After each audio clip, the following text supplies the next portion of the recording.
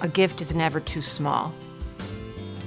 And so his gift came, it was his change, but it was everything he had that day. But his gift was also about love.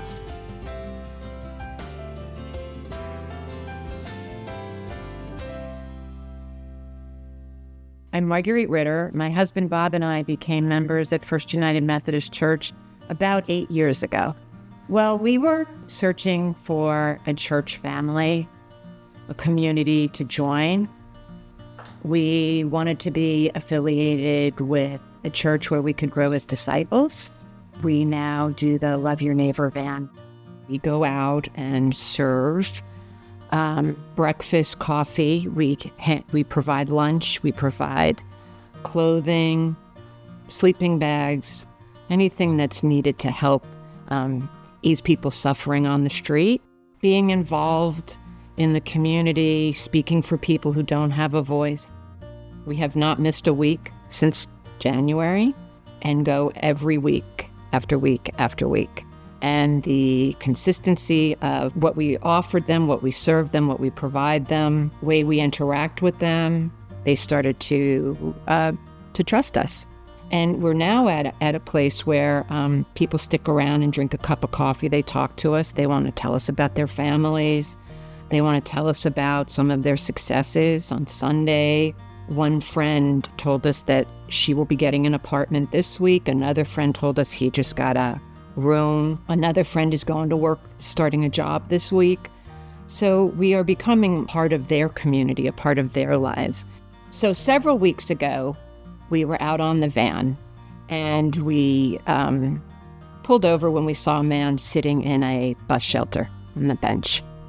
So we spent 10 or 15 minutes talking to him, and he asked us a lot of questions about the church, about the ministry, about us.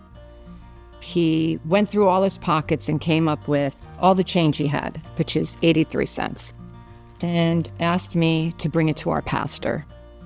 And he wanted our pastor to know that he had given us everything he had, that he recognized the importance of giving and tithing, and felt not obligated to give us the money. He gave us the money as an act of love, and he wanted to be sure that we passed that on to Brady.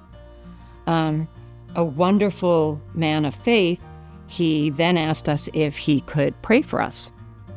And he prayed for probably 3 or 4 minutes and only prayed for us and for the church and the ministry. Not focusing the prayer on himself, but on our ministry. I was humbled. Someone with so little to give, choosing to care for others. His generosity has provided me an opportunity to confront my assumptions about generosity. I walked away that day, challenged and inspired to live more generously myself. There is a ripple effect to giving. And some of that is about purpose, it's about connection, but it's also about finding happiness, and it is about honoring God. And, we honor God in a lot of ways, but giving, whether it's financially, through kindness, through compassion, is the way we honor God. Because I think, for me, growing in discipleship is growing closer to God and growing in love. And when I give from that place, I really am aligned with God. I feel deeply rooted in the community.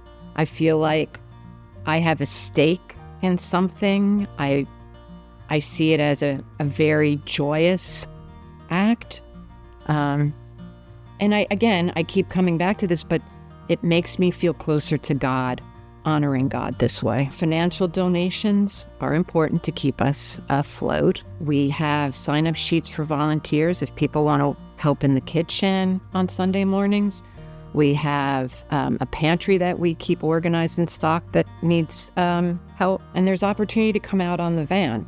For people who come out on the van, we have an orientation, and we ask people to commit to coming out at least once a month.